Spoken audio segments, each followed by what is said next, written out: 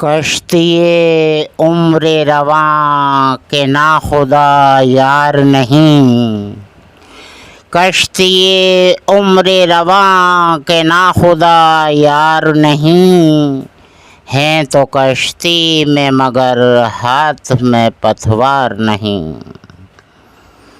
انما امرہ گر ہو جائے اس میں اعظم، انما امرہ گر ہو جائے اس میں اعظم، تو کن فیکون تو کبھی دشوار نہیں، کشتی عمر رواں کے ناخدا یار نہیں۔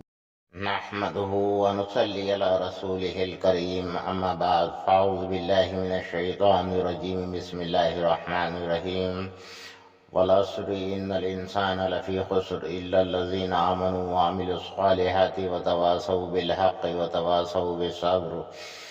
اللہ تعالیٰ فرما رہا ہے قسم زمانے کی کہ انسان بڑے خسارے میں ہے، لہٰذا یہ ہے کہ جب تک وہ ایمان نہیں لاتا ہے، ایمان لے آیا ان الذین آمنوا وعملوا الصالحات، لہٰذا یہ ہے کہ ایمان لانے کے بعد میں پھر شرط ہے کہ اعمال صالحہ کرے اور وہ حق کی تلقین دے اور حق پر ہی چلے اور صبر کی تلقین دے اور صبر ہی کرے۔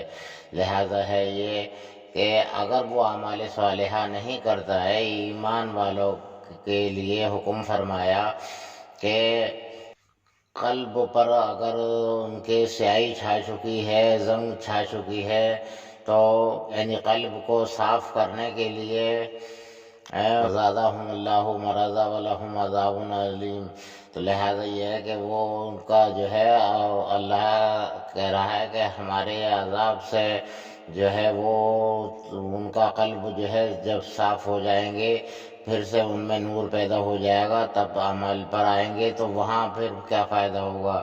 وہاں کوئی اعمال نہیں چلیں گے، اعمال تو دنیا میں ہی ہونے ہیں، اور یہاں قلبوں پر زنگ چھایا ہوا ہے، اور یہاں ایسے ایسے اعمال کیے ہیں کہ کفر چھا چکا ہے اور کفر میں گھر چکے ہیں۔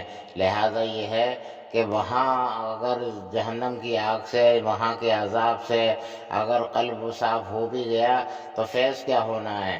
جی فیض تو یہاں سے بنا کر چلنا ہے۔ لہٰذا یہ ہے کہ یہیں ہم غفلت کی نیند سو رہے ہیں اور من مانی کر رہے ہیں، من چاہی کر رہے ہیں۔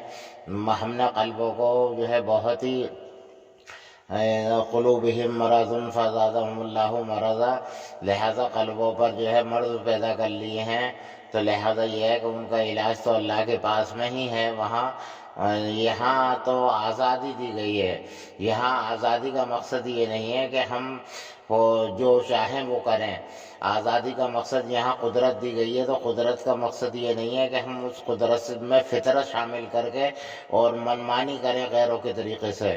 لہٰذا یہ ہے کہ یہ تمام یہودیت ہمارے اوپر چھا چکی ہے، جھوٹ چال مکر فریب دھوکہ دغا ہے، بے شمار خرابیاں ہمارے اندر یہاں موجود ہیں۔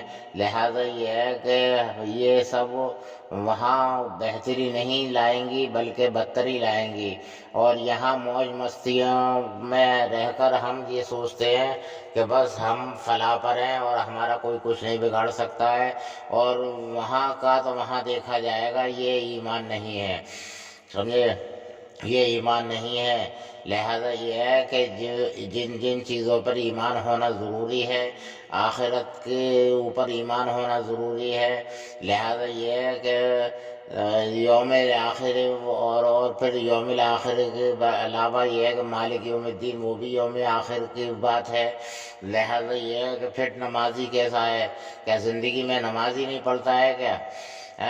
لہذا یہ ہے کہ کسی بھی چیز کا کوئی اثر نہ ہونا، قلب پر سیاہی چھا جانا ہے، مہر لگ جانا ہے کفر کی، تو ان الذین کفروا من اہل الکتاب والمشرکین فی نار جہنم خالدین فیہا اولئک ھم شر البریہ، کہ بری کر دیا جائے گا ان کو جو کہ اہل کتاب ہوتے ہوئے کفر کرتے ہیں۔ ان الذین کفروا من اہل الکتاب، اہل کتاب ہوتے ہوئے جو کفر کرتے ہیں تو ان کو والمشرکین اور مشرکوں کے ساتھ میں ان کو بری کر دیا جائے گا شر کی جانب فی نار جہنم، لہٰذا یہ ہے کہ ہمیں یہ چاہیے کہ ہم دنیا میں وہ خوف پیدا کریں کہ آخرت میں ہماری فلاح ہو جائے اور آخرت میں ہماری بہتری ہو جائے۔